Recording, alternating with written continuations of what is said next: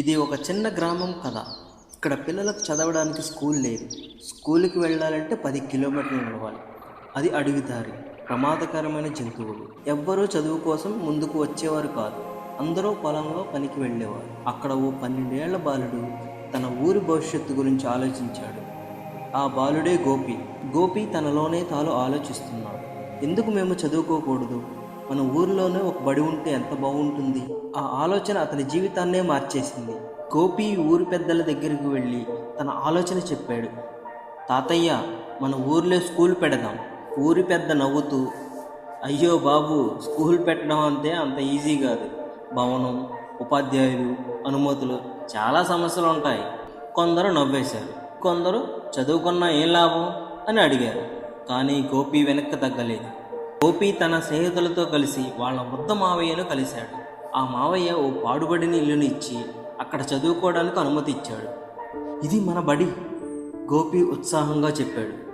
ఇక్కడ ఇది బడిలా ఉంటుందా అని స్నేహితులు సందేహం వ్యక్తం చేశారు. కానీ గోపి ధైర్యంగా చెప్పాడు, ఇక్కడి నుంచే మన చదువు మొదలు పెట్టాలి. పిల్లలు అందరూ కలిసి ఆ ఇంటిని శుభ్రం చేశారు. నేలపై కూర్చుని చదవడం మొదలుపెట్టారు. ఊరిలో అక్షరాలు తెలిసిన పెద్దమ్మ వారిని బోధించేది. ఈ విషయం జిల్లా కలెక్టర్ శ్రీధర్ గారి దృష్టికి చేరింది. ఓ 12 ఏళ్ల అబ్బాయి ఊరిలో బడిని తెరవాలని ప్రయత్నిస్తున్నాడు. కలెక్టర్ ఆశ్చర్యపోయాడు. అవునా, వాడి అభిమతం నిజంగా గొప్పది. నేను వెళ్ళి చూడాలి. కలెక్టర్ ఊరికి వచ్చాడు. ఆ తాత్కాలిక స్కూల్ని పరిశీలించాడు. పిల్లలు నేలపై కూర్చొని చదువుతున్నారు. పైకప్పు లేదు, మంచినీటి సదుపాయం లేదు. కలెక్టర్ ఆలోచించాడు. ఇది చూసి బాధగా అనిపించింది. కానీ పిల్లల కృషి చూసి గర్వంగా ఉంది. వెంటనే అధికారులను పిలిచి ఈ ఊరిలో పక్కా స్కూల్ కట్టాలి అని నిర్ణయించాడు. కొన్ని రోజుల తర్వాత ఇసుక, ఇటుకలు, సిమెంట్ ఉన్న ట్రక్కులు ఊర్లోకి వచ్చాయి. ఊరి పెద్దలు ఆశ్చర్యపోయారు. ఇది నిజమేనా? మన ఊరిలో బడి కట్టబోతున్నారా? కలెక్టర్ చిరునవ్వుతో, అవును, పిల్లల భవిష్యత్తు కోసం మనం కలిసి పనిచేయాలి. పిల్లలు, పెద్దలు ఊరి అభివృద్ధికి ముందుకు వచ్చారు.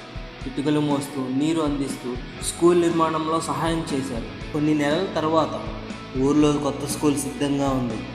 బాగా కట్టిన భవనం, మంచినీటి సదుపాయం, స్కూల్ బస్సు కూడా వచ్చింది. పిల్లలు ఆనందంతో కేరింతలు కొట్టారు. ఇది నిజమేనా? మన కోసమే ఈ స్కూలా? గోపి ఆనందంతో అడిగాడు. కలెక్టర్ చిరునవ్వుతో, అవును గోపి, నీ కృషి వల్ల ఇది సాధ్యమైంది. ఈరోజు ఊరిలో వెలుగు పడింది. అది విద్యా వెలుగు.